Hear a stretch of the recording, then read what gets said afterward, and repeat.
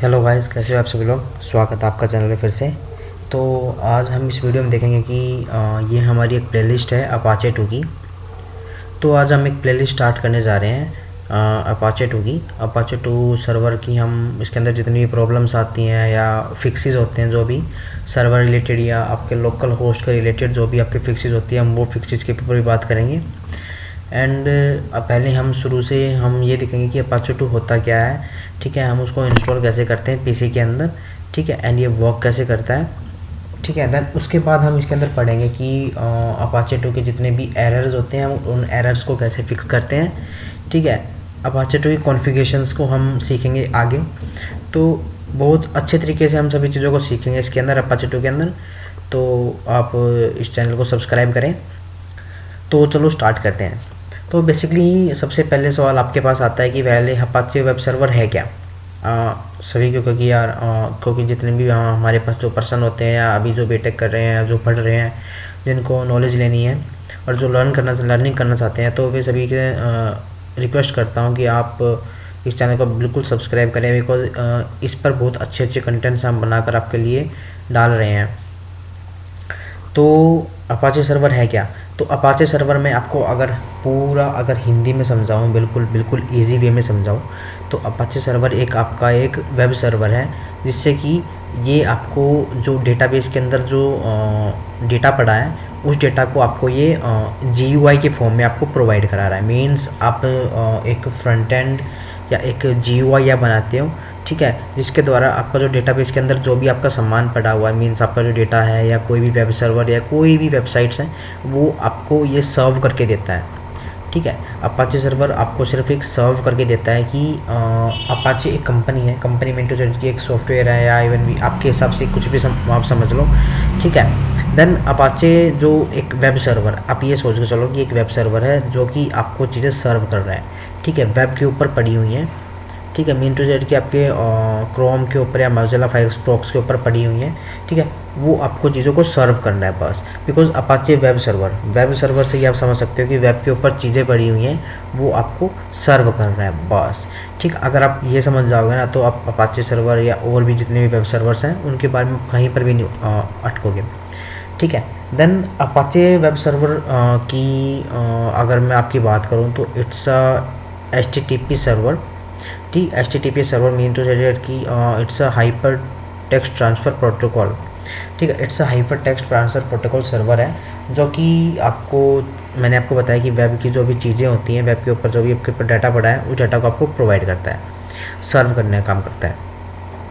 तो पहली बात, जो अपाचे है ये ओपन सोर्स सॉफ्टवेयर अवेलेबल है, जिसमें सॉफ्टवेयर है जो कि इट्स अ फ्री, बिल्कुल फ्री है। अपाचे आप कोई भी इंस्टॉल कर सकता है अपने उबंटू मशीन के अंदर या विंडोज़ के अंदर।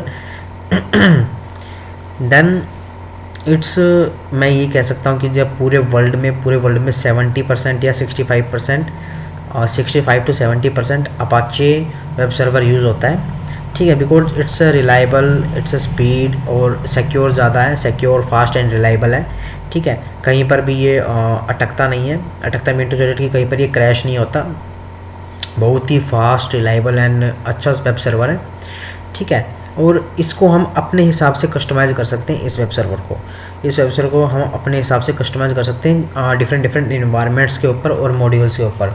मेन टू सेट क्या करो, मैं आपको बताऊँ, अगर आप कोई रिएक्ट की एप्लीकेशन रन कर रहे हो तो उसके हिसाब से आप इसके कॉन्फ़िगरेशन को सेट करके आप इसको रन कर सकते हो। ठीक है, अगर आप कोई HTML की वेबसाइट या कोई PHP की वेबसाइट कर रहे हो तो उसके हिसाब से आप इसको कस्टमाइज़ करके रन कर सकते हो।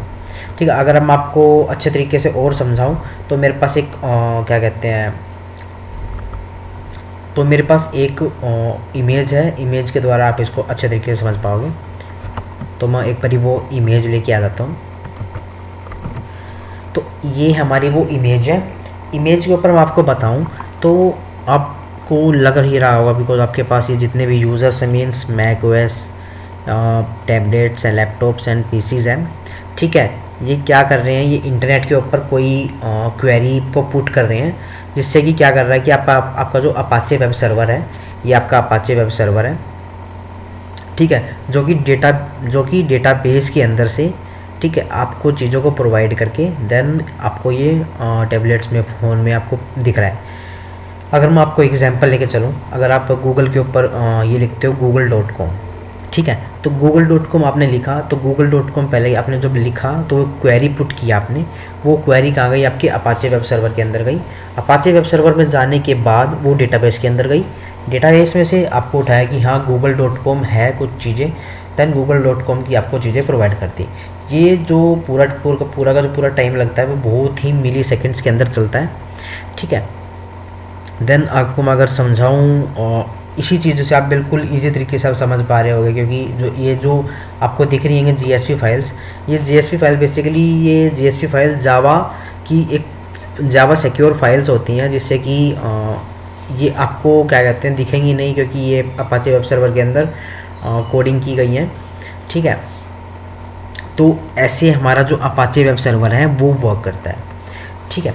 तो मैं आपको यही बताना चाहता था कि जो अपाचे वेब सर्वर होता है कि वो ऐसे काम करता है, ठीक है, और होता क्या है और बेसिकली इसका मीनिंग क्या है बेसिकली, क्योंकि मैंने अदर यूट्यूब्स के ऊपर भी देखा कि अपाचे वेब सर्वर को बेसिकली अच्छे तरीके से नहीं बताया गया, वो ऐसे बताया गया कि ये ऐसे काम करता है, वो ऐसे काम करता है, बट मैंने आपको बिल्कुल ही हिंदी में समझाया है कि अपाचे सर्वर में बेसिकली होता क्या है और इसको हम बेसिकली काम कैसे कर रहे हैं, ठीक है। तो वही मैंने आपको गूगल का एग्जांपल देके समझाया, और आप मेरे को पता है कि आप अच्छे तरीके से समझ भी जाओगे इसको, ठीक है।